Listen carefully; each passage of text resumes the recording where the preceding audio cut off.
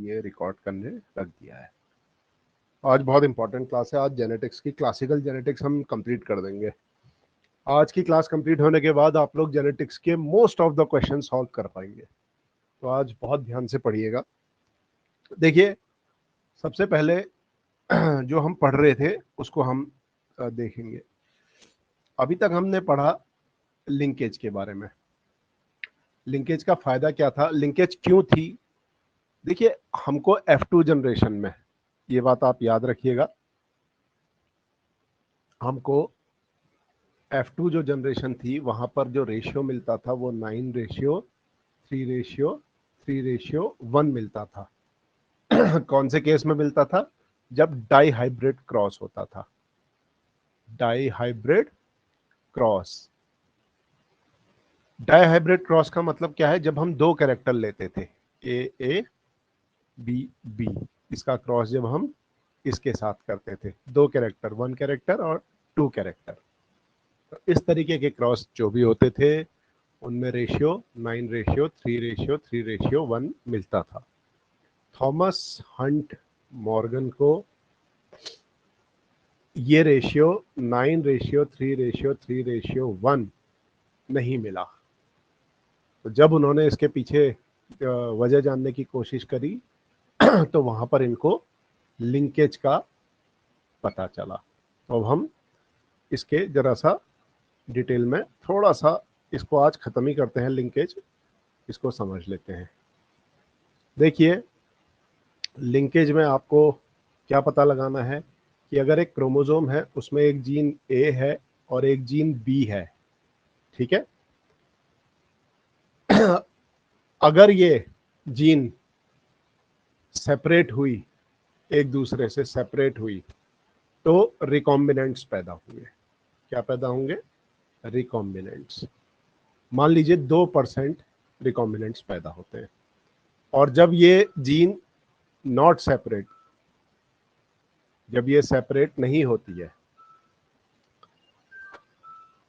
तो आप मान के चलिएगा कि जो यंग वंस जो आगे चल के जनरेशन में F1 F2 में पैदा होंगे वो बिल्कुल इसी के जैसे होंगे। उनको पेरेंटल टाइप बोल दिया जाता है, पेरेंटल टाइप या नॉन रिकॉम्बिनेंट्स। और वो यहाँ पर इस हिसाब से 98% पैदा हुए। तो हम तब कहेंगे कि ए और बी जो जीन है वो लिंक्ड है, और ए और बी के बीच में जो दूरी है वो 2 मैप यूनिट्स है, MU, क्योंकि 2% रिकॉम्बिनेंट्स पैदा हुए थे। तो बस यही है। अब ये हमने मैप यूनिट्स में दूरी कैसे निकाली, इसका भी एक छोटा सा आइडिया आपको दे देता हूँ। एक्चुअली इसका आइडिया तो आगे क्रोमोसोम के स्ट्रक्चर में आएगा, जो बहुत आगे चल के हम पढ़ेंगे, लेकिन हल्का समझ लीजिए। देखिए, हमारा डीएनए होता है, आपको पता होगा, इस तरीके का दिखता है, ठीक है। ये डीएनए है। यहाँ पर ये मैग्नीफाई है। अगर मैं इसको आगे बढ़ाऊं तो एक धागे की तरह होता है। अब ये धागा जो है, ये न्यूक्लियस में अगर इसको फिट होना है तो इसको क्या होना पड़ेगा? कॉइलिंग होनी पड़ेगी, इस तरीके से कॉइलिंग, ताकि ये कम से कम स्पेस घेरे, इतनी स्पेस घेरे। कॉइलिंग के बाद एक और सुपर कॉइलिंग होती है कि ये जो कॉइल्ड होता है ये वापस और उलझ जाता है एक दूसरे में, इस तरीके से। तो तब जाके आपके जो स्ट्रक्चर बनते हैं, इस तरीके के स्ट्रक्चर देखने को मिलते हैं, कॉइल्ड स्ट्रक्चर, जिनको आप क्या नाम दे देते हो? क्रोमोसोम्स।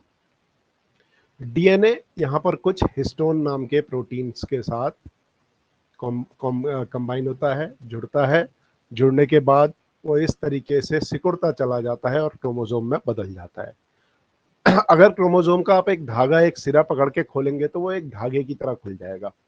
धागे की तरह खुल जाएगा तो उसमें मान के चलिए एक जीन यहाँ होगी, डीएनए में एक जीन यहाँ होगी, एक यहाँ होगी, एक यहाँ होगी, एक यहाँ होगी, एक यहाँ होगी। मतलब जीन्स की जो लोकेशन होगी वो लीनियर फैशन में होगी। तो जो नजदीक जीन्स होंगी वो ज्यादा लिंक्ड होंगी, बजाय इसके कि इन दोनों के जितनी ज्यादा दूरी होगी इनमें, जितनी ज्यादा डिस्टेंस होगी, वो उतनी कम लिंक्ड होंगी। तो ये जो दूरी नापी जाती है, ये परसेंटेज देखा जाता है कि कितने रिकॉम्बिनेंट्स पैदा हुए, रिकॉम्बिनेंट्स कितने परसेंटेज पैदा हुए, और जितने परसेंट रिकॉम्बिनेंट्स पैदा होते हैं उतनी ही इस दूरी को मैप यूनिट्स बोल दिया जाता है, मैप यूनिट्स। मान लीजिए x परसेंट रिकॉम्बिनेंट पैदा हुए तो दो जीन के बीच में जो दूरी होगी वो x मैप यूनिट्स हो जाएगी।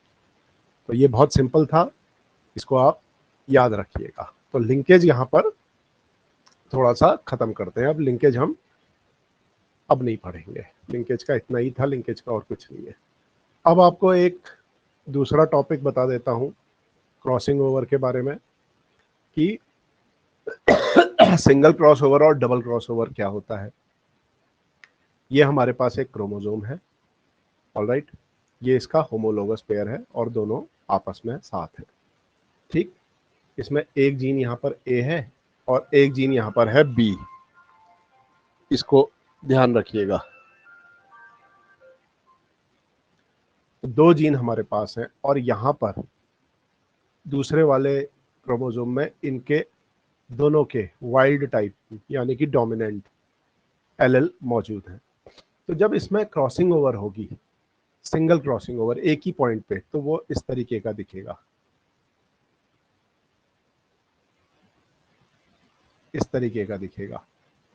यहाँ पर ये ए होगा और यहाँ पर ये बी, और यहाँ पर इसका डोमिनेंट यानी कि वाइल्ड टाइप एलएल, यहाँ पर भी बी वाले का वाइल्ड टाइप एलएल, ठीक है। और जब ये क्रॉसिंग ओवर कंप्लीट होगी, सिंगल क्रॉसिंग ओवर, ठीक है, तो यहाँ पर जो हमको क्रोमोसोम रिकॉम्बिनेंट देखने को मिलेगा वो इस तरीके का देखने को मिलेगा कि ए और बी और यहाँ पर ए और पॉजिटिव, ये जो इस तरीके के क्रोमोसोम हमको देखने को मिले ये रिकॉम्बिनेंट्स कहलाए। ये सिंगल क्रॉसिंग ओवर में था, ठीक। इसको हम बोल देते हैं SCO, सिंगल क्रॉसिंग ओवर, एक ही पॉइंट पे क्रॉसिंग ओवर हुआ है, खाली अदला बदली एक लोकेशन पे होगी, इसी लोकेशन पे खाली अदला बदली हुई है, ये वाला पार्ट ऊपर चला गया है और ये वाला पार्ट नीचे आ गया है, बाकी बी अपनी जगह पे वैसा का वैसे ही है। अब डबल क्रॉसिंग ओवर क्या होती है वो सीख लेते हैं। डबल क्रॉसिंग ओवर, अच्छा, ये जो रिजल्ट आया है ये गैमेट्स बने हैं, याद रखिएगा इसमें। अब डबल क्रॉसिंग ओवर के बारे में थोड़ा सा जानकारी आपको दे देता हूं, ठीक।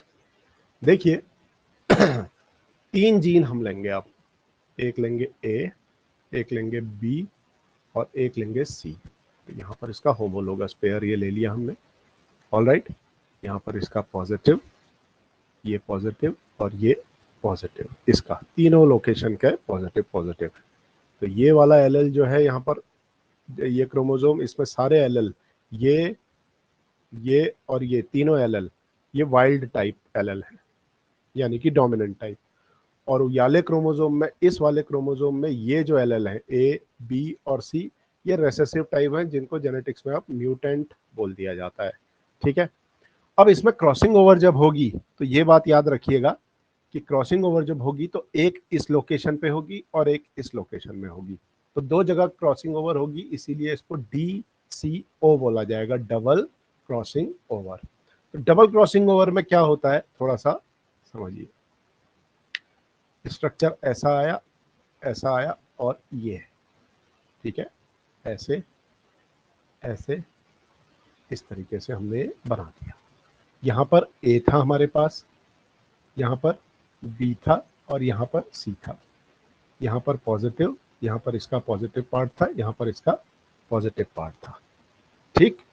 अब जब ये सेपरेट होगा तो क्या होगा, सिर्फ ये जो बीच का पार्ट है बी, यही अदला बदली करेगा इसमें, बाकी ए और सी अपनी जगह पे रहेंगे। तो हमको जो क्रोमोसोम बन के आएगा वो कैसे बन के आएगा, ए यहीं पर रहा और सी यहीं पर रहा, खाली बीच का पार्ट बदल गया तो वो पॉजिटिव हो गया। और दूसरा वाला क्रोमोसोम हमारा किस तरीके का बनेगा, ये अपनी जगह यहाँ पर पॉजिटिव रहा, ये अपनी जगह यहाँ पॉजिटिव रहा, यहाँ पर क्या आ गया बी।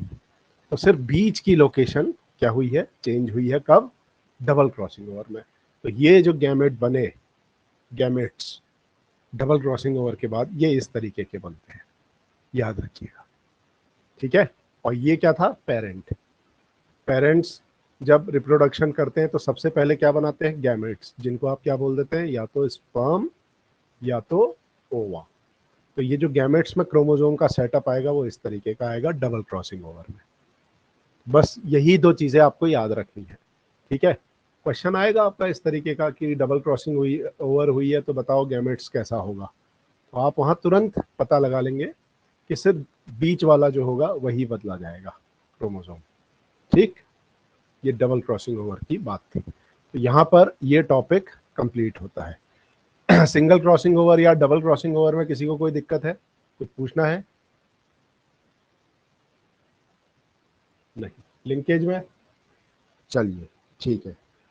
अब जो नया टॉपिक आज हम पढ़ने जा रहे हैं वो पढ़ने जा रहे हैं सेक्स डिटर्मिनेशन।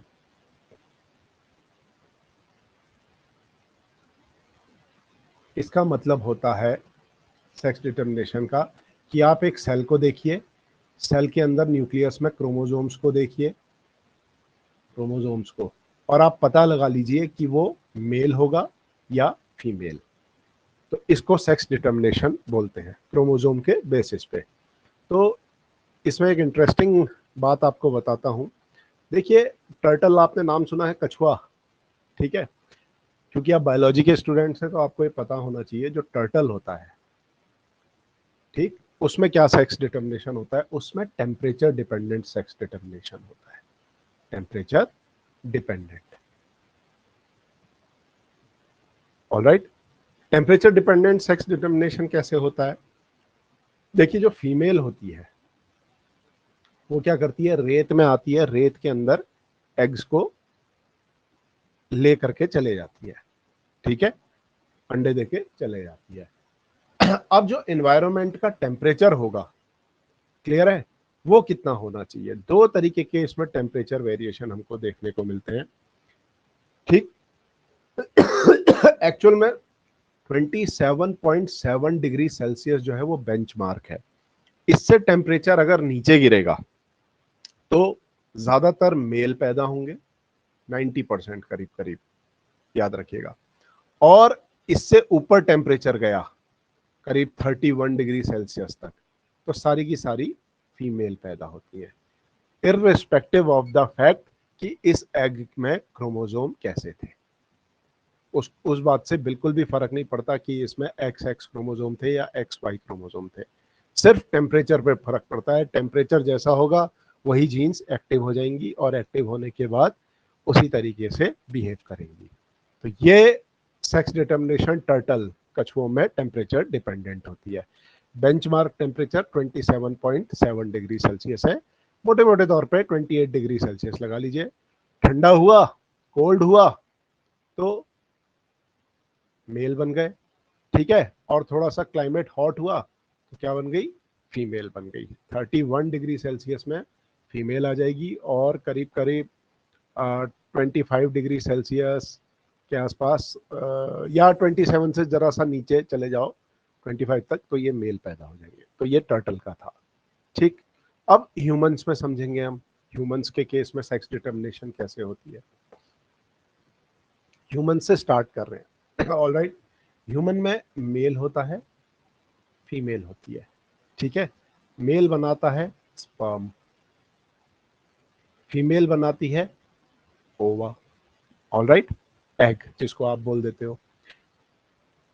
फीमेल का जो जेनेटिक मेकअप होता है वो डबल एक्स होता है, autosomes plus double X. Male का जो जेनेटिक मेकअप होता है वो ऑटोजोम प्लस एक्स और वाई, ये होता है। ए का मतलब होता है ऑटोजोम, ए का मतलब यहां पर क्या है, ऑटोजोम्स, ऑलराइट।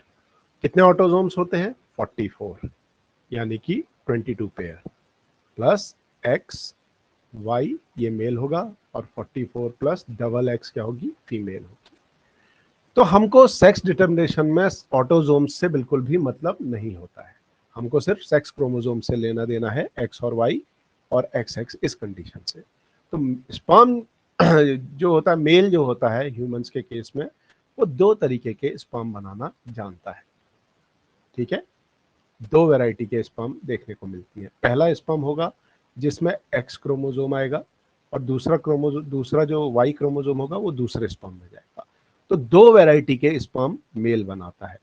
जब वो दो तरीके के स्पर्म बना रहा है तो इस कंडीशन को बोलते हैं हीटेरो। क्या बोलते हैं? हीट्रोगैमेटी। GAMETY, हीट्रोगैमेटी। हीट्रो का मतलब होता है अलग अलग, डिफरेंट। गैमेटी का मतलब होता है गैमेट्स। तो मेल जो होता है ह्यूमंस के केस में वो हीट्रोगैमेट्स बनाता है, पहला गैमेट ये और दूसरा गैमेट ये। जबकि फीमेल जो होती है वो सिर्फ एक ही तरीके का ओवा बना सकती है जो सिर्फ एक्स हो, क्योंकि दूसरा वाला भी एक्स है, वो दूसरा भी बनाएगी तो वो भी तो एक्स होगा, इसीलिए हम सिर्फ एक को कंसिडर करते हैं। तो फीमेल सिर्फ एक तरीके का एग बना सकती है। इस कंडीशन को बोल देते हैं होमोगैमेटी। याद रखिएगा। तो फीमेल गैमेटी है कंडीशन, और मेल में हीट्रोगैमेटी है। ठीक है। एग और स्पर्म होते क्या है? गैमेट्स ही तो होते हैं, गैमेट्स बोला जाता है।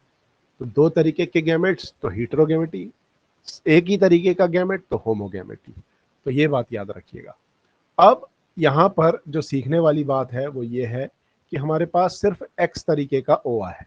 ऑलराइट। तो केस 1, पहला स्पर्म आया इसके पास वाई वाला, और इसने इसको फर्टिलाइज करके यहाँ पर एक जाइगोट बना दिया। तो जाइगोट में जेनेटिक मेकअप क्या हो जाएगा? एक्स और वाई। तो ये जो आगे चल के ऑर्गेनिज्म बनेगा ये मेल बनेगा। ठीक है। कंडीशन नंबर 2 देखते हैं। कंडीशन नंबर 2 में क्या होगा? एक्स वाला स्पर्म आया और वो इस एक्स वाले ओवा के साथ फर्टिलाइज किया उसने, आगे चल के जो जाइगोट बना वो डबल एक्स बना। ठीक। डबल एक्स बनने का मतलब है कि ये फीमेल बनेगी। क्लियर है? तो यहां पर मेल डिसाइड कर रहा है कि वो दो तरीके के स्पर्म बनाएगा। सिर्फ स्पर्म के हाथ में पावर है। स्पर्म डिसाइडिंग फैक्टर होता है कि आगे की जनरेशन मेल पैदा होगी या फीमेल। ओवा के में ये ताकत नहीं है। तो ये बात आप याद रखिएगा सेक्स डिटर्मिनेशन ह्यूमंस के अंदर।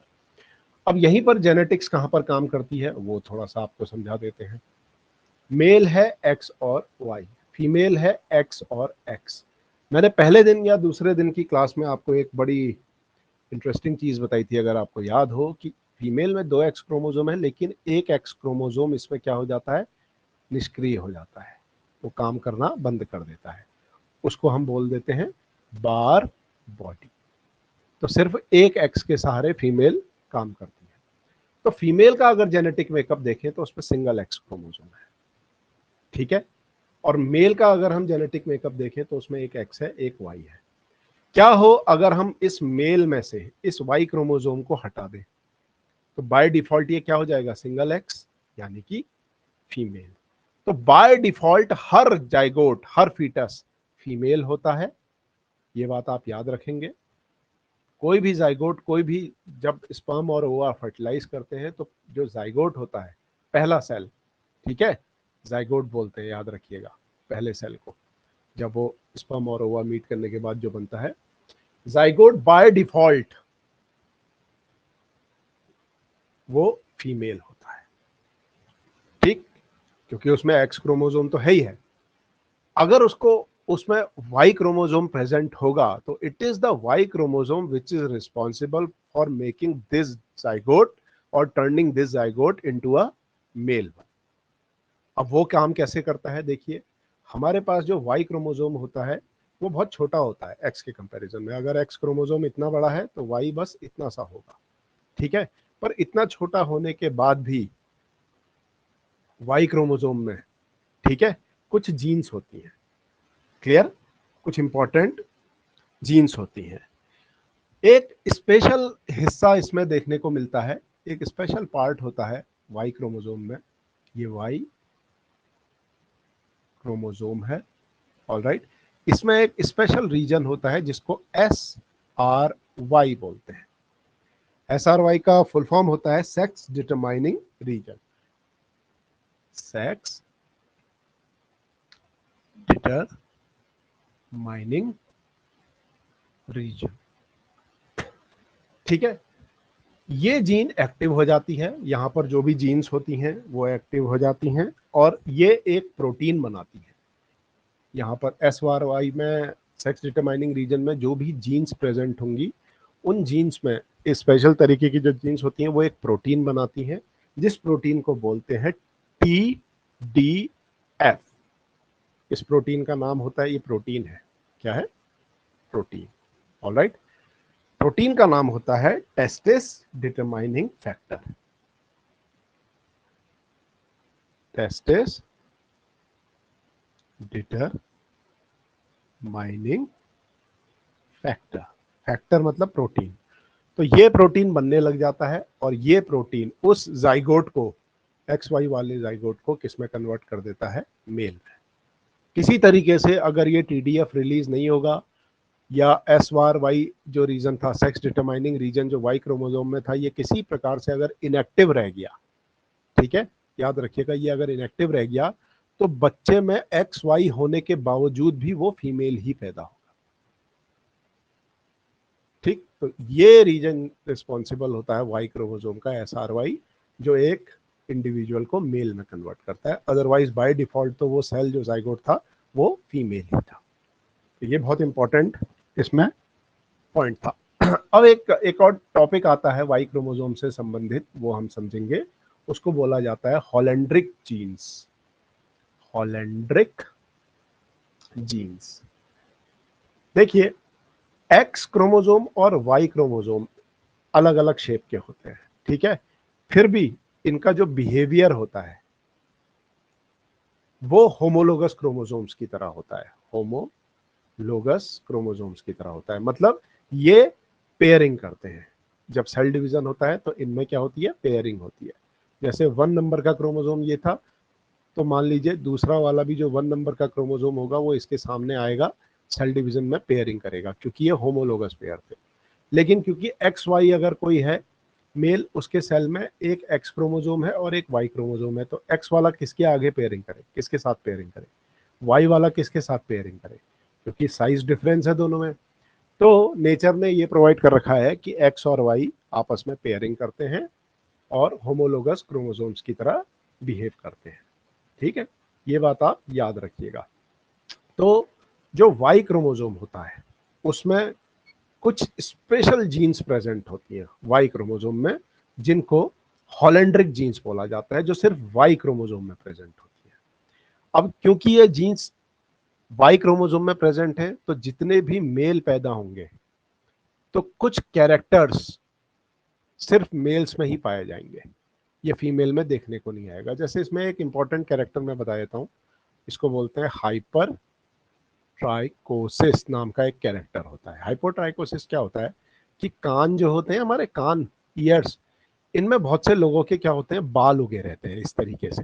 जैसे लालू प्रसाद यादव हैं हमारे जो पॉलिटिशियन, उनके कान से बहुत बड़े बड़े बाल आते हैं। तो ये हाइपर ट्राइकोसिस कंडीशन कहलाती है, शरीर में अत्यधिक आवश्यकता से अधिक बालों का होना। तो ये जो होता है सिर्फ वाई जीन की वजह से होता है, क्योंकि हॉलैंड्रिक जीन्स है।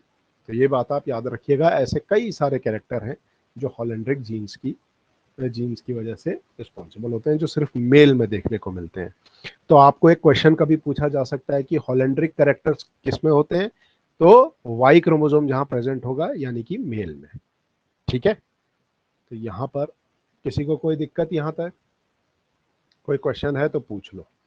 तो ह्यूमंस में आपको सेक्स डिटर्मिनेशन मैंने समझा दी है, आपको अच्छे से आ गई होगी। ठीक है सर। अब, हाँ सर, जो हॉलैंडिक जीन्स के बारे में आपने बताया ना, जो मेन कैरेक्टर सिर्फ मैन में ही देता है, हाँ, सर ये जरूरी तो नहीं कि हाइपर ट्राइकोसिस जैसे आपने बताया मतलब 90% या 95% मेल में दिखने को मिलता है, मतलब इसकी रेशियो कम भी है ही, आई गेस। नहीं नहीं नहीं नहीं नहीं देखो, ये मैं हूं, जी। ठीक है, ये मैं हूं, ऑलराइट। ये कोई एक दूसरा लड़का है, ठीक है, मेरे पास XY क्रोमोसोम है, इसके पास भी क्या है, सॉरी, इसके पास भी यहाँ X और Y क्रोमोसोम है। क्लियर है? ठीक है, मेरे तो कान में बाल नहीं है, तो मेरे Y क्रोमोसोम में वो बाल वाली जीन प्रेजेंट नहीं है। लेकिन ये लालू प्रसाद यादव है, इसके Y क्रोमोसोम में वो जीन प्रेजेंट है। ऑलराइट, ठीक है, वो प्रेजेंट है। तो ये कंडीशन यहाँ पर इसको हाइपरट्राइकोसिस बना देगी, इसके कान में यहाँ पर खूब सारे बाल निकलेंगे। अब लालू प्रसाद यादव के कान में बाल है, इसका मतलब क्या है कि लालू प्रसाद यादव आगे चल के जब ये रिप्रोडक्शन में पार्टिसिपेट करेंगे या ये आदमी पार्टिसिपेट करेगा तो ये स्पर्म बनाएगा। दो तरीके के इसमें स्पर्म बनेंगे, एक बनेगा एक्स टाइप का और एक बनेगा वाई टाइप का। अब वाई क्रोमोसोम तो यही वाला आएगा ना इसमें, तो वो जीन भी इसमें आएगी, ठीक है।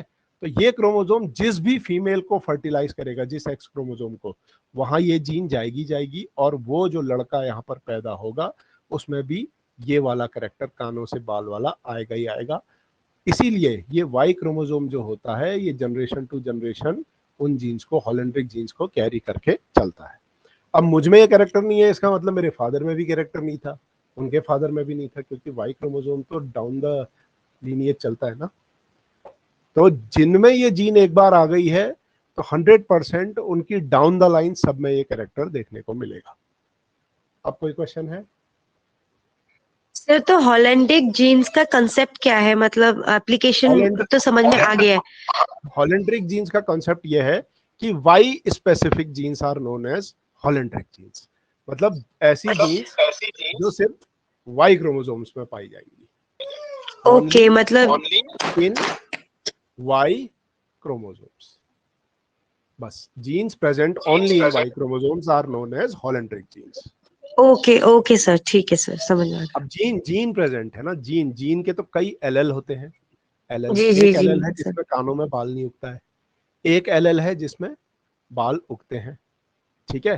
तो जिसमें ये एलएल प्रेजेंट होगा उसमें वो एलएल आएगा ही आएगा, जिसमें नहीं है अब वो वाई क्रोमोसोम है उसकी इस लोकेशन पे मान लीजिए कान के बाल वाली जीन प्रेजेंट है। अब यहाँ पर इस वाई क्रोमोसोम में हो सकता है वो वाला एलएल प्रेजेंट हो जिसमें हेयर हो, इसमें नहीं है, जिसमें होगा उसमें ट्रांसफर होगा, जिसमें नहीं है उसमें नहीं होगा। लेकिन हॉलैंड्रिक जीन का कॉन्सेप्ट यह है कि genes specific to Y chromosome या only found in the Y chromosome, ठीक, या ओनली फाउंड इन मेल। तो ये ओके सर। हॉलैंड्रिक जीन का कॉन्सेप्ट था। और कुछ?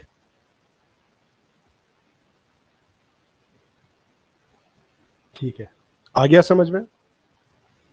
यहां तक तो कोई प्रॉब्लम नहीं है ना?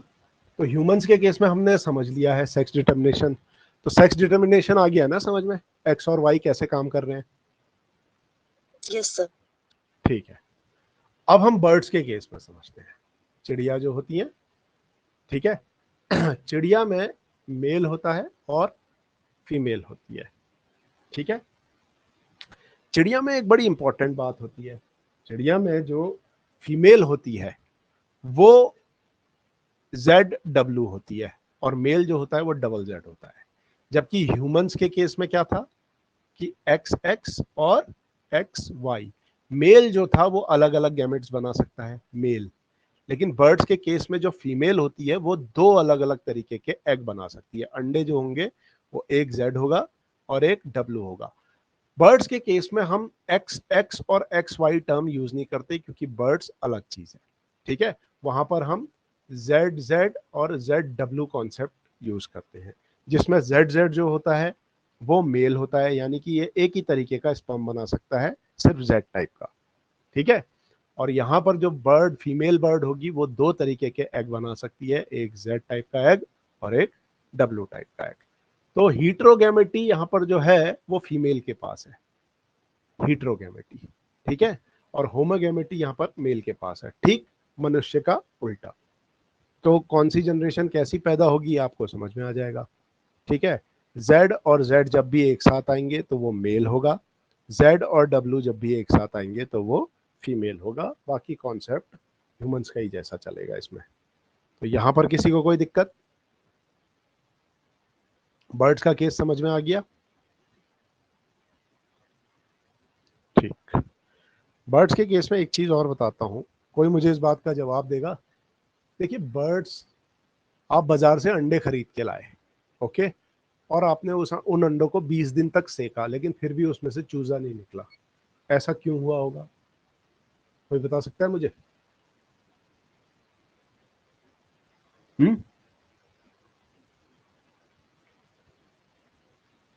कोई बता सकता है? कोई भी एनीवन? चलिए, जो भी आप बाजार से अंडा, देखिए बर्ड जब भी अंडा देती है तो वो दो तरीके के एग होते हैं, एक होते हैं फर्टिलाइज्ड और एक होते हैं अनफर्टिलाइज्ड। ऑलराइट, अब बर्ड का अंडा देना डिपेंड करता है कि उसको रोशनी कितनी दे रहे हो आप, लाइट। ठीक है, रोशनी की वजह से बर्ड के जो बॉडी होती है उसमें खूब सारे हार्मोन्स रिलीज होते हैं जो बर्ड का ओव्यूलेशन कराते हैं। ओव्यूलेशन, ठीक है, ओव्यूलेशन होते ही बर्ड क्या करती है, एग अपनी बॉडी में से रिलीज कर देती है। तो इस तरीके का एग जो आप जानबूझ के लाइट की प्रेजेंस में करा रहे हैं, तो वो एग जो होता है वो अनफर्टिलाइज्ड एग होता है, यानी कि इससे स्पर्म नहीं टकराया है, कभी भी स्पर्म और इसका फ्यूजन नहीं हुआ है। लेकिन नेचुरल प्रोसेस में जब मेल और फीमेल बर्ड एक साथ रहती हैं और उनके बीच में रिप्रोडक्शन होता है, ठीक है, तो वहां पर मेल जो होता है वो अपने स्पर्म्स फीमेल की बॉडी के अंदर ट्रांसफर करता है और स्पर्म जब उन एग्स के साथ मीट करता है तो इस तरीके के जो जाइगोट बन के एग निकलेगा वो फर्टिलाइज्ड एग होता है। फर्टिलाइज्ड एग, फर्टिलाइज्ड एग को जब आप सेकोगे तो उसमें से चूजा निकलेगा। अनफर्टिलाइज्ड अनफर्टिलाइज्ड एग को जब भी आप सेकोगे तो उसमें से चूजा कभी नहीं निकलेगा। तो जितने भी मार्केट में एग्स आप खाते हैं, जितने भी देखने को मिलते हैं, वो ज्यादातर अनफर्टिलाइज्ड एग होते हैं, इसीलिए उनमें से कभी चूजा नहीं निकलता है। पोल्ट्री फार्म आप कभी जाएं या जो मुर्गी पालते हैं, आप देखिएगा कि मुर्गी के दरबे में वो लोग लाइट जला के रखते हैं, रात हो दिन हो, तो लाइट सेंसिटिव होती है मुर्गी एक्चुअली। तो उसका जो ओव्यूलेशन होता है वो उसके पिट्यूटरी ग्लैंड और बहुत सारे हार्मोनल जो लाइट सेंसिटिव होते हैं, फोटो सेंसिटिव, उनसे रेगुलेट होता है। तो बर्ड का कॉन्सेप्ट समझ में आ गया सबको? सर एक जनरल क्वेश्चन था। हाँ, सर इज दैट ट्रू कि जो हैन का मतलब जो चिकन जो एग हम लेते हैं इनटेक करते हैं वो मेंस्ट्रुएशन का होता है हमारा हैन का? देखो एग जो होगा ना, एग कहाँ से रिलीज जी होगा? सर। ओवरी से। ठीक है, ओवरी किसके पास होती है? फीमेल के पास। Yes female sir. किसी भी जानवर की हो, ठीक है, उसके पास ओवरी होगी और ओवरी से जब एग रिलीज होगा इसको आप ओव्यूलेशन बोलेंगे। आई होप आपको आंसर मिल गया। तो ओके मेंस्ट्रुअल सर। एग तो एग है ना, ठीक है। Yes sir. अच्छा, मनुष्य में और मुर्गी में क्या डिफरेंस होता है, एक चीज आपको समझा देता हूँ, ठीक है। मनुष्य का जो एग रिलीज होता है ना वो माइक्रोस्कोपिक होता है। क्या होता है? माइक्रोस्कोपिक। जो ह्यूमन फीमेल का एग होता है, ठीक है। और जो बर्ड्स हैं इनका जो एग होता है वो थोड़ा बल्की साइज का होता है, माइक्रोस्कोपिक नहीं होता है। इसीलिए आप देखिएगा लार्जेस्ट सेल अगर किसी को बोला गया है तो वो ऑस्ट्रिच के अंडे को बोला गया है, ऑस्ट्रिच के एग को। एग एक अपने आप में एक सेल है कि नहीं? क्योंकि ओवरी से क्या ओवा ही तो निकल रहा है, जिस ओवा ओवा निकलता है, ओवा में आगे चल के अगर ये, अच्छा एक चीज बड़ी अच्छी समझाता हूँ, देखिए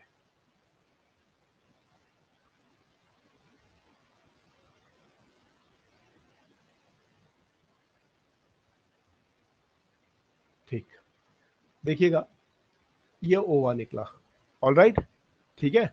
ये क्या है? ओवा। फीमेल के रिप्रोडक्टिव ट्रैक के अंदर आगे चल के इस ओवा में क्या कुछ चेंजेस आते हैं, जैसे जैसे रिप्रोडक्टिव बर्ड के रिप्रोडक्टिव ट्रैक से पास होता जाता है, इसमें बाहर से एक शेल चढ़ जाता है। क्या चढ़ जाता है? शेल, कैल्शियम कार्बोनेट का। और तब आप इसको क्या बोल देते हैं? एग।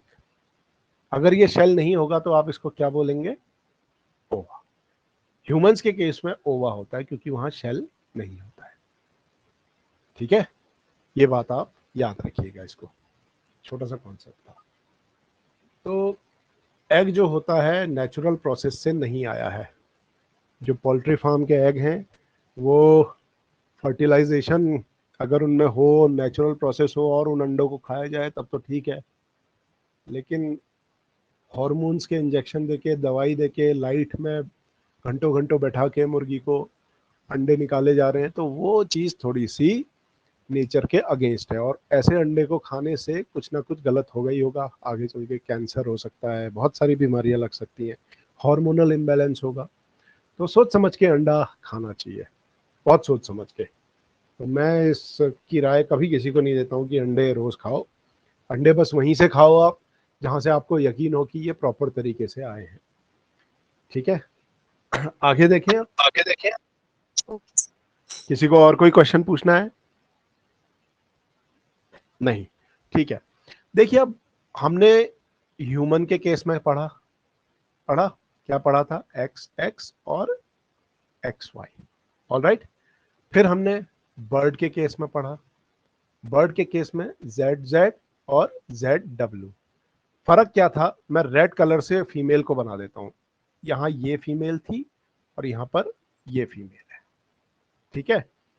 एक नया कॉन्सेप्ट आता है बटरफ्लाई में, ग्रास होपर में या इंसेक्ट्स में। इंसेक्ट में थोड़ा सा अलग होता है, खासकर बटरफ्लाई बटरफ्लाई है और ग्रास हॉपर जो होते हैं, ठीक है, इनमें अलग कॉन्सेप्ट चलता है। इसमें जो कॉन्सेप्ट चलता है वो चलता है जेड जेड और जेड ओ, ये कॉन्सेप्ट चलता है। अब जेड जेड और जेड ओ कॉन्सेप्ट क्या है, इसको थोड़ा सा हम समझ लेंगे। ठीक है। जो मेल्स होंगे वो ये होंगे, उनमें 2 क्रोमोसोम प्रेजेंट होंगे, और फीमेल जो होगी उनमें एक ही जेड क्रोमोसोम प्रेजेंट होता है, दूसरी जगह कोई भी क्रोमोसोम प्रेजेंट नहीं होता है। Absence of chromosome is represented by the symbol O. तो अगर आप कॉन्सेप्ट देखें, मान लीजिए कि इसमें अगर 8 क्रोमोसोम है मेल में, तो यहां पर 7 क्रोमोसोम होंगे, वो एक वाला क्रोमोसोम यहां पर गायब मिलेगा। ऐसा ही कॉन्सेप्ट एक्स एक्स और एक्स ओ टाइप में भी होता है रेप्टाइल्स में। रेप्टाइल्स के अंदर भी हमको इस तरीके का कॉन्सेप्ट देखने को मिलता है कि जहां 2 क्रोमोसोम है वहां पर एक स्पेसिफिक जेंडर बन रहा है और दूसरा वाला इस तरीके से बन रहा है कि उसमें सिर्फ आधा ही वो क्रोमोसोम प्रेजेंट है।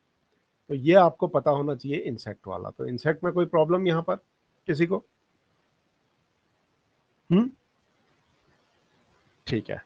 तो फीमेल जो होगी वो इस तरीके से होगी जेडो, और मेल जो होगा वो डबल जेड होगा। अब इसका बहुत बढ़िया एग्जांपल होता है हनी बी। हनी बी में जेंडर कैसे देखते हैं, क्या देखते हैं, वो थोड़ा सा आपको समझा देता हूँ। हनी बी की जेनेटिक्स आपको पता होनी चाहिए, और हनी बी से तो बहुत क्वेश्चन पूछे जाते हैं। ठीक है, हनी बी से हर एग्जाम में, बड़ा हो छोटा हो एग्जाम, उसमें क्वेश्चन पूछे ही जाते हैं। तो कॉन्सेप्ट ऑफ हनी बी थोड़ा सा देख लेते हैं। हनी बी, क्या नाम होता है साइंटिफिक हनी बी का? एपिस इंडिका, या फिर एपिस और वेंजीफेरा, और भी बहुत सारी होती हैं एपिस की वैरायटी। इसका जीनस जो है वो एपिस है। देखिए, हनी बी में फीमेल है और मेल है। ठीक है। हनी बी में जो सोसाइटी होती है उसमें 3 तरीके के ऑर्गेनिज्म पाए जाते हैं। ठीक, फीमेल पाई जाती हैं और मेल पाए जाते हैं। फीमेल 2 तरीके की होती है। पहली जो वैरायटी होती है उसको बोल देते हैं क्वीन, फीमेल। और दूसरी जो वैरायटी होती है फीमेल की, उसको क्या बोलते हैं? वर्कर। ठीक, जो मेल्स होते हैं उनको बोला जाता है ड्रोन्स। ये बात आप याद रखिएगा हनी बी के अंदर। ठीक है। सिर्फ क्वीन बी में ताकत होती है अंडे देने की। उन अंडों से जब लार्वा निकलता है, उन अंडों में से जब वो लार्वा निकलता है तो वो 2 चीज खाता है। अगर वो रॉयल जेली खाएगा, रॉयल जेली, ठीक है, तो वो आगे चल के क्वीन में कन्वर्ट होगा। और अगर वो लार्वा रॉयल जेली ना खा के ब्रेड या और वैक्स या इस तरीके की दूसरी चीज खाता है, तो वो वर्कर, दूसरे तरीके की फीमेल में कन्वर्ट होगा। वर्कर जो होते हैं वो रिप्रोडक्टिवली एक्टिव नहीं होते हैं। रिप्रोडक्शन की पावर सिर्फ और सिर्फ क्वीन में होती है। मधुमक्खी का वैसे भी कॉन्सेप्ट क्या होता है? देखिए, मधुमक्खी का एक छत्ता है जिसमें हजारों मधुमक्खियां होंगी, इनमें क्वीन सिर्फ एक ही होती है। ऑलराइट।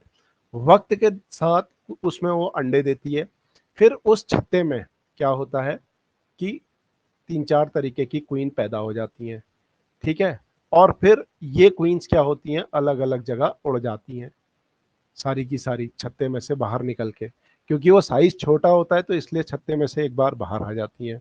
तो जब वो उड़ जाती हैं, अपने साथ साथ पीछे पीछे ड्रोन्स को भी ले जाती हैं, मेल्स को। कुछ मेल्स एक हनी बी ले गई, कुछ मेल एक हनी बी ले गई, कुछ मेल एक हनी बी ले गई, ठीक है। तो इस तरीके का कॉन्सेप्ट होता है। अब मान लीजिए हमारे पास एक छत्ते में से 4 हनी बी निकल के आई, ये एक छत्ता था, इसमें से 4 क्वींस निकल के आई, नई पैदा हुई, पुरानी वाली अभी भी इस छत्ते के अंदर है। तो ये अपने साथ पीछे पीछे मेल्स को भी क्या करेगी, उड़ा के ले जाएगी। क्लियर, ठीक है। उड़ाने के साथ साथ क्या होता है, ये हवा में ही अपनी जिंदगी में पहली और आखिरी बार रिप्रोडक्शन परफॉर्म करेगी, ठीक है। इसीलिए इस फ्लाइट को, ये जिंदगी की इसकी पहली फ्लाइट होती है, इसको नुप्चियल फ्लाइट भी बोलते हैं। फ्लाइट, शादीशुदा जीवन से संबंधित कोई भी आप बातें करें तो शादीशुदा जीवन से संबंधित जो टर्म इंग्लिश की यूज होती है उसको नुप्चियल लेते हैं, ठीक है। आई बात समझ में? तो नुप्चियल फ्लाइट इनकी होती है, पहली फ्लाइट होती है। अब फ्लाइट में क्या होता है, हनी भी ऊपर उड़ते चले जाती है हवा में, चले गई हवा में, खूब ऊपर जाती है, ड्रोन से एक एक करके पीछे छूटते चले जाते हैं।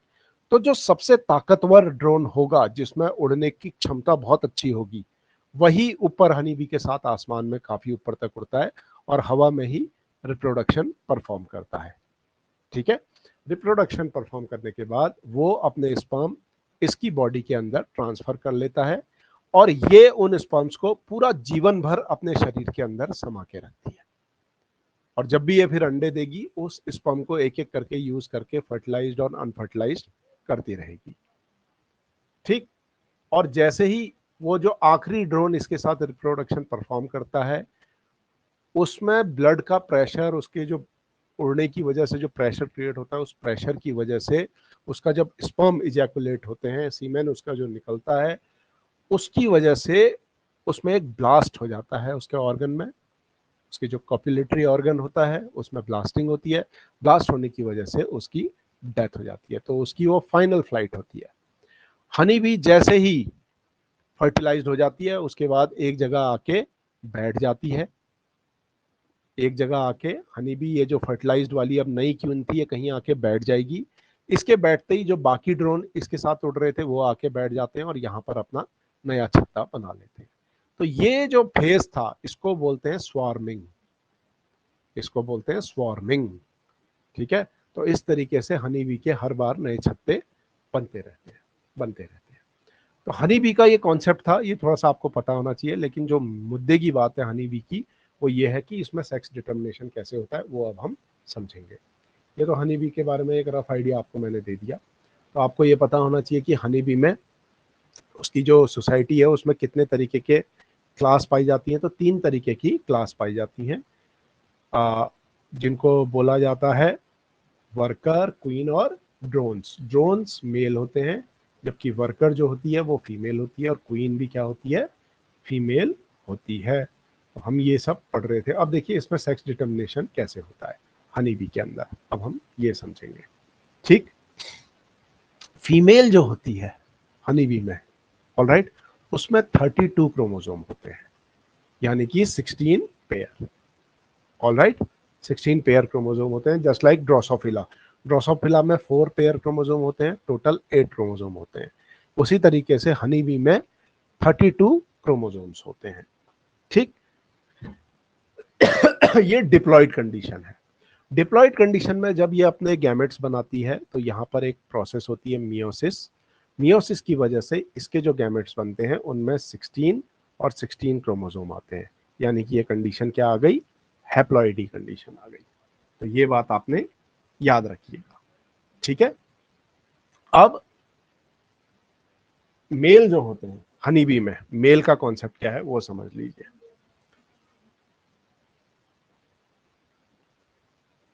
मेल में सिर्फ 16 क्रोमोसोम होते हैं, हैप्लॉइड कंडीशन होती है, जिसको आप ड्रोन बोलते हैं, उसको आप ड्रोन बोलते हैं।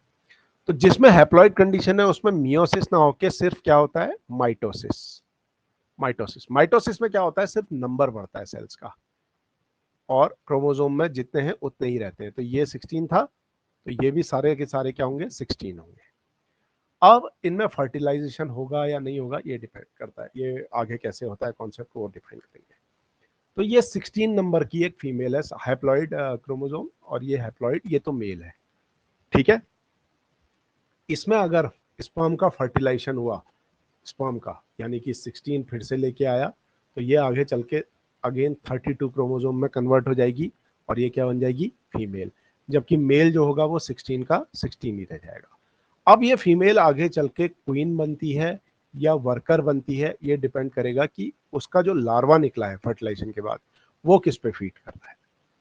तो हनी बी का जो कॉन्सेप्ट है वो हैप्लॉइडी और डिप्लॉइडी पे काम करता है, कि हैप्लॉइड जो होगा वो मेल होगा, और डिप्लॉइड कंडीशन आते ही वो फीमेल बन जाएगा। तो हनी बी के अंदर ये कॉन्सेप्ट होता है, हैप्लॉइडी और डिप्लॉइडी। तो सेक्स डिटर्मिनेशन हनी बी के अंदर आई गया होगा आपको। हनी बी के अंदर एक टर्म होती है, वेरी इंपॉर्टेंट टर्म, जिसको बोलते हैं पार्थेनोजेनेसिस। पार्थेनोजेनेसिस, कभी मत भूलना इस टर्म को। इसको वर्जिन बर्थ भी बोलते हैं, वर्जिन बर्थ, ठीक है। वर्जिन बर्थ का मतलब क्या है, कि ऐसी बर्थ हो रही है जिसमें मेल की आवश्यकता ही नहीं है। भाई ये एक फीमेल है, ठीक है, ये एक तरीके का एग बनाती है जिसमें 32 क्रोमोसोम है। अगर ये माइटोसिस करती है और 32 क्रोमोसोम का एक एग बना के रिलीज कर देती है, तो क्या इसको फर्टिलाइजेशन की जरूरत पड़ेगी, नहीं। तो ये आगे चल के फीमेल ही पैदा होगी। अगर ये फीमेल मियोसिस करती है, तो ये दो तरीके के गैमेट्स बनाती है, दो तरीके के ओवा बनाती है, ठीक है। इसमें अगर फर्टिलाइजेशन हुआ, मतलब सेक्सुअल रिप्रोडक्शन परफॉर्म हुआ स्पर्म से, तो वापस ये 32 कंडीशन में आ जाएगी और ये फीमेल बन जाएगी। और अगर इनकेस अगर सेक्सुअल रिप्रोडक्शन परफॉर्म नहीं होता है, स्पर्म इसको मीट नहीं करता है, तो ये हैप्लॉइडी जो कंडीशन होगी ये आगे चल के मेल बना देगी। तो ऊपर वाले केस में जो ये हो रहा था, माइटोसिस से डायरेक्ट सेल डिवीजन करके ये जो हो रही थी बर्थ, ये वाली और ये वाली विदाउट फर्टिलाइजेशन मेल वाली, इसको पार्थेनोजेनेसिस बोलते हैं। प्लांट्स में भी हम आगे चल के इस पार्थेनोजेनेसिस पढ़ेंगे, वहां पार्थेनोकार्पी बोल दिया जाता है, ठीक है। तो यहां तक कोई कॉन्सेप्ट, किसी को कोई प्रॉब्लम है, किसी को भी कोई प्रॉब्लम है तो मुझसे पूछ ले।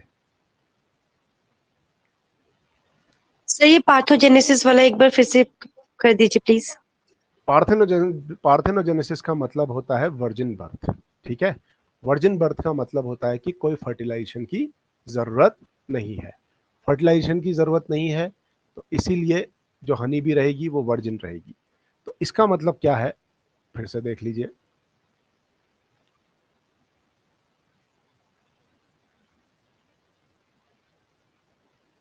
ठीक है,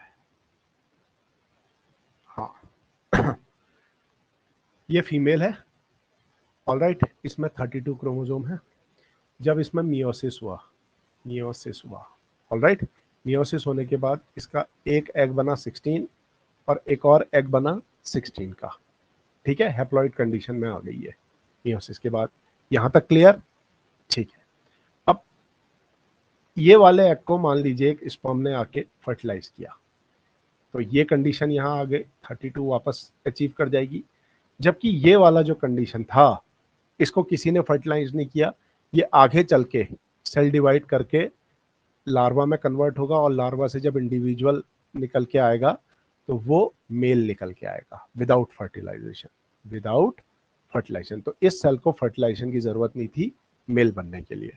फीमेल बनने के लिए फर्टिलाइजेशन की जरूरत होती है, बस यही है। ये वाला जो ग्रीन वाला है ये पार्थेनोजेनेसिस कहलाता है, ठीक है।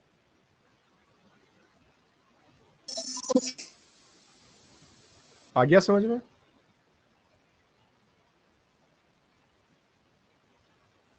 पार्थेनोजेनेसिस आपने पहले भी पढ़ा होगा जब आप छोटी क्लासेस में, ठीक है। अब हमने इसमें सेक्स डिटर्मिनेशन पढ़ लिया। अब आपको आज जेनेटिक्स में कॉन्सेप्ट बताते हैं ब्लड ग्रुप का कॉन्सेप्ट, ब्लड ग्रुप कैसे काम करते हैं। ठीक है, सबसे पहले तो याद रखिएगा कि दो तरीके की चीजें होती है, एक होता है ब्लड ग्रुप और एक होता है ब्लड टाइप।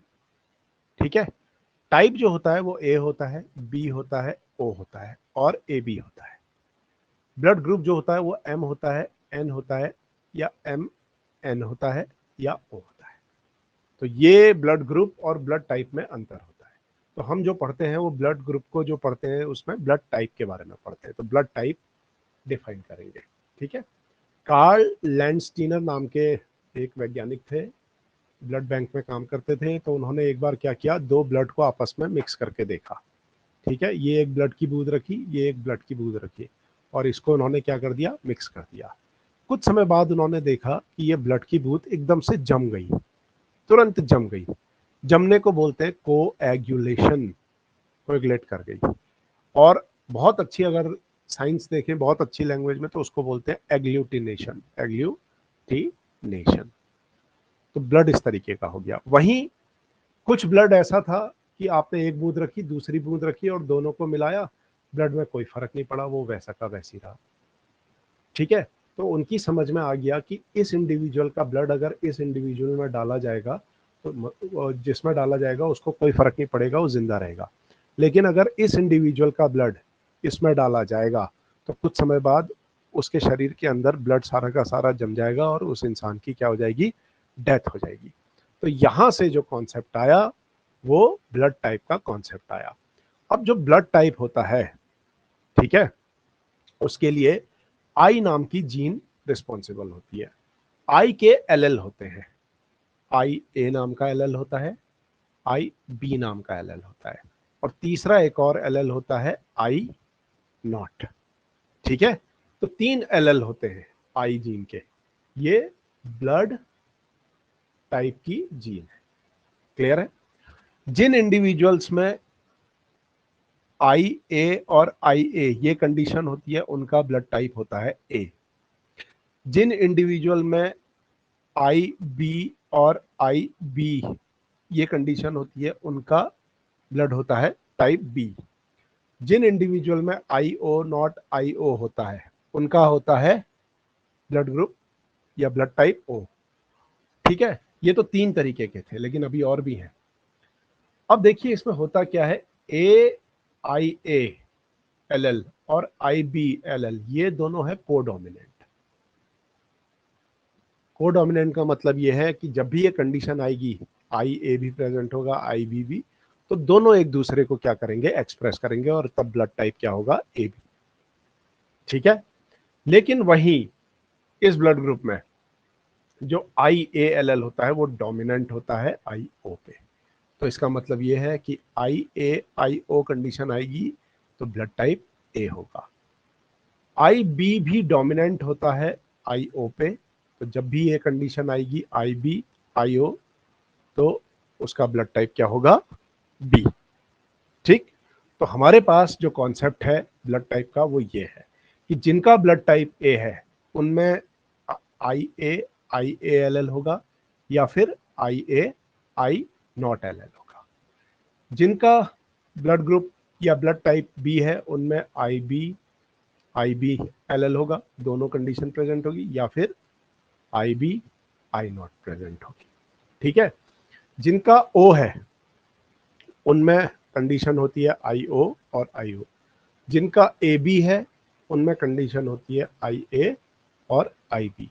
तो ये जेनेटिक्स आपने याद रखनी है। ठीक है, यहां तक किसी को कोई दिक्कत नहीं है। अब थोड़ा इसकी बायोकेमिस्ट्री समझते हैं कि ऐसा क्यों होता है। देखिए होता क्या है, एंटीजन और एंटीबॉडी रिएक्शन होती है एक केमिस्ट्री के अंदर, बायोलॉजी के अंदर। ठीक है, ये आपको पता होनी चाहिए। क्लियर? अच्छा ये छोड़ देते हैं, अभी ये कॉन्सेप्ट नहीं पढ़ाते, इसमें बहुत समय चला जाएगा। जेनेटिक्स से फिर हम भटक जाएंगे, बायोकेमिस्ट्री जब पढ़ाऊंगा तो वहां पर समझा दूंगा ब्लड ग्रुप में ऐसा क्यों होता है। ठीक है, ये हमारा आरबीसी है। इसकी सरफेस पे अगर ए नाम के प्रोटीन है, ए नाम के प्रोटीन है, इस तरीके से सरफेस पे ए नाम के, इसकी जो सेल मेम्ब्रेन होगी उसमें ए नाम के प्रोटीन होंगे, तो वो ब्लड ग्रुप ए होगा। इस आरबीसी में अगर ये सारे के सारे प्रोटीन बी हैं तो उसका ब्लड ग्रुप बी होगा। अगर आरबीसी में कोई भी प्रोटीन प्रेजेंट नहीं है तो ब्लड ग्रुप ओ होगा, याद रखिएगा। ठीक है, और अगर आरबीसी में ए भी है और बी भी है, ए भी है और बी भी है, दोनों प्रेजेंट है प्रोटीन, ठीक है,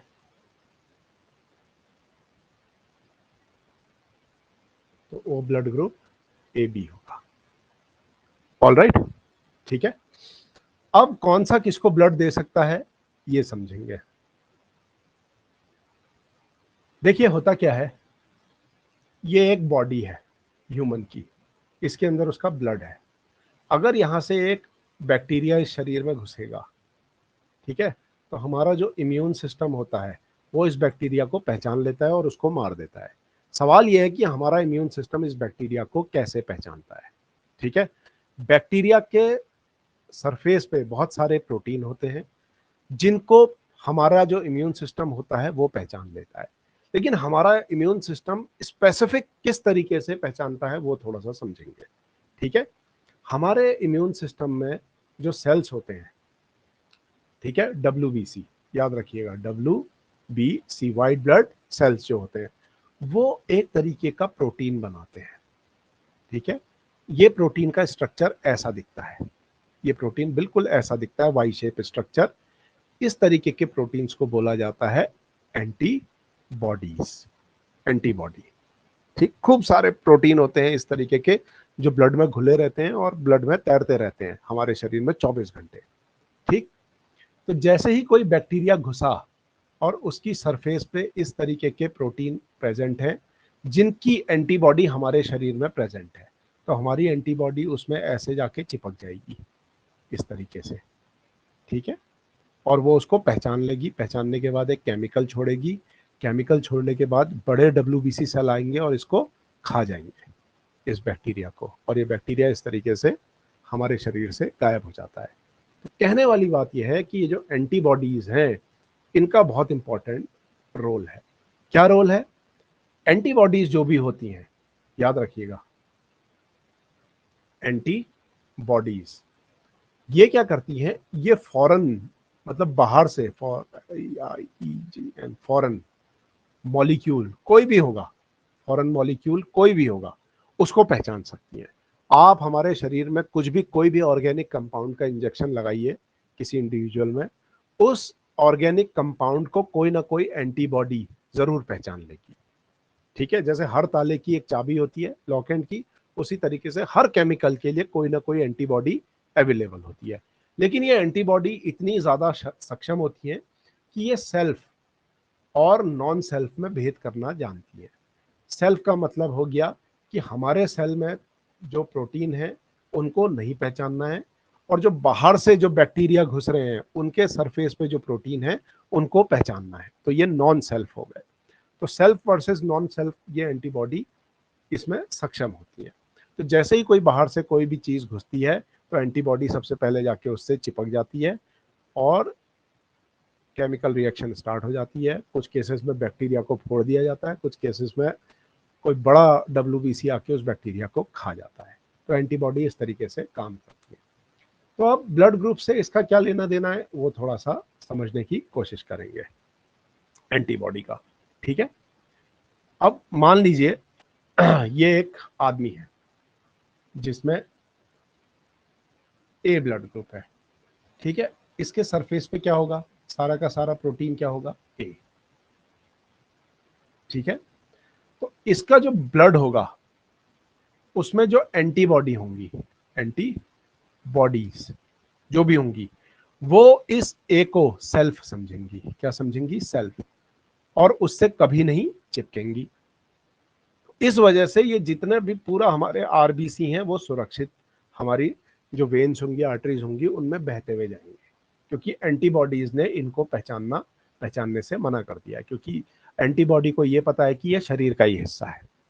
लेकिन अगर आप इसको किसी बी का ब्लड चढ़ा देते हो ए वाले को, तो उसके शरीर में क्या आ जाएगा? ये बी वाला ब्लड आ जाएगा। ठीक है, बी वाला ब्लड आते ही ये एंटीबॉडी क्या हो जाएंगी? एक्टिव हो जाएंगी, और एंटीबॉडी तुरंत जाके इससे क्या होंगी? चिपक जाएंगी, क्योंकि ये नॉन सेल्फ की तरह ट्रीट करेगा।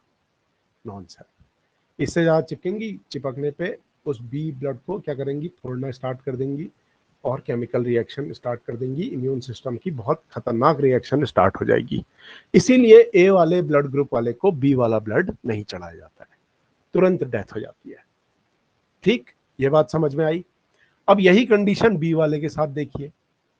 बी वाले के साथ ये बी वाले का ब्लड ग्रुप है, आरबीसी उसका है, आरबीसी। इसकी सरफेस पे क्या होंगे? बी वाले प्रोटीन होंगे आरबीसी की सरफेस पे।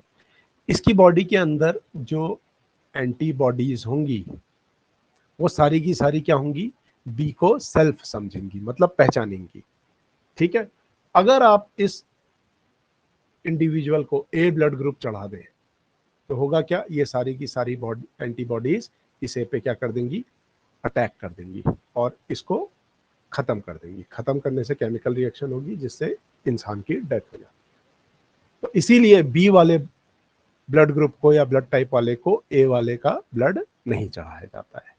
ठीक है, अब जिनका ब्लड ग्रुप ए बी है उनके साथ क्या कंडीशन होगी वो समझेंगे। ठीक है, जिनका ब्लड ग्रुप ए बी है। देखिए, बहुत ही इंटरेस्टिंग टॉपिक है। ए बी वाले का जो आरबीसी होगा, किस वाले का? ए बी वाले का आरबीसी होगा, वो कैसा होगा? उसमें ए वाले प्रोटीन भी होंगे, बी वाले प्रोटीन भी होंगे, ए वाले प्रोटीन भी होंगे, बी वाले प्रोटीन भी होंगे, ए वाले भी होंगे, बी वाले भी होंगे, ए वाले भी होंगे, और बी वाले भी होंगे, ए वाले भी होंगे, और बी वाले भी होंगे, दोनों प्रेजेंट है। तो इसकी जो बॉडी होगी उसके अंदर जो एंटीबॉडीज होंगी, एंटीबॉडीज जो इम्यून सिस्टम के लिए रिस्पॉन्सिबल होती हैं, वो ए को भी सेल्फ समझेंगी और बी को भी क्या समझेंगी? सेल्फ। अब आप इस इंडिविजुअल को अगर ए ब्लड ग्रुप चढ़ाएंगे तो कोई रिएक्शन नहीं होगी क्योंकि सेल्फ समझ रही है। बी वाला चढ़ाएंगी तो भी कोई रिएक्शन नहीं होगी क्योंकि बी वाला भी क्या है? सेल्फ है। तो ए बी वाला जो होता है इसका मतलब वो क्या है? यूनिवर्सल एक्सेप्टर है, किसी से भी ब्लड ले सकता है। ये बात समझ में आ गई? ठीक है, अब ओ वाले की बात करते हैं। सॉरी, ओ वाले में कैसे काम करता है? जो ओ वाला ब्लड होता है उसके जो आरबीसी होते हैं उसमें एक भी प्रोटीन प्रेजेंट नहीं होता है। तो इसका जो ब्लड होगा इसमें जो एंटीबॉडीज बनेंगी वो ए वाले को नॉन सेल्फ समझेंगी, याद रखिएगा, और बी वाले को भी क्या समझेंगी? नॉन सेल्फ, क्योंकि यहां पर कोई प्रोटीन था ही नहीं जिसको कभी वो सेल्फ समझते। इसीलिए ए और बी दोनों इसके लिए क्या हो जाएंगे? इन्वेडर, फॉरेन इन्वेडर, बाहर से आने वाली ऐसे केमिकल जो नुकसान पहुंचा सकते हैं। तो जैसे ही आप इस ओ वाले को ए वाला ब्लड चढ़ाते हैं तो यहां पर तुरंत केमिकल रिएक्शन होगी, खत्म हो जाएगा। बी वाला ब्लड चढ़ाते हैं, तुरंत केमिकल रिएक्शन होगी, खत्म हो जाएगा। तो ओ वाले को सिर्फ ओ वाला ही ब्लड चढ़ सकता है। लेकिन ओ वाला क्या होता है? दूसरे को डोनेट कर सकता है। कैसे? अगर आपने ए वाले के अंदर ओ वाले को ब्लड डाल दिया तो होगा क्या? ए वाले के अंदर जो एंटीबॉडीज थी वो सिर्फ ए को पहचानती थी और मारती किसको थी? बी वाले को मारती थी। अब वो जब ओ वाला ब्लड इसके अंदर जाएगा तो ओ वाले के पास ना ए है और ना बी है। तो यहाँ की जो ए वाले की एंटीबॉडीज थी उसको समझ ही में नहीं आएगा कि ये कौन आ गया है, क्या आ गया, कभी पहचान हो ही नहीं पाएगी और ये O वाला जो ब्लड होगा वो इजीली उसमें घुल मिल जाएगा, इसीलिए ये रिएक्शन सुरक्षित होगी।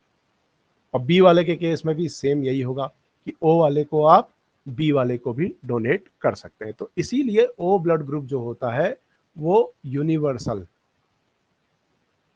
डोनर होता है, किसी को भी ब्लड दे सकता है। तो ये A, B और O और AB ये जो ब्लड ग्रुप है, ब्लड टाइप है, ये इसका बेसिक बायोकेमिस्ट्री थी।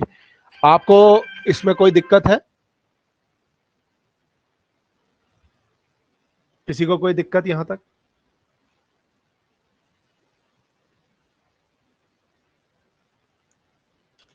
किसी को कोई दिक्कत? क्या हुआ है, क्लास ऑफ हो गई है क्या?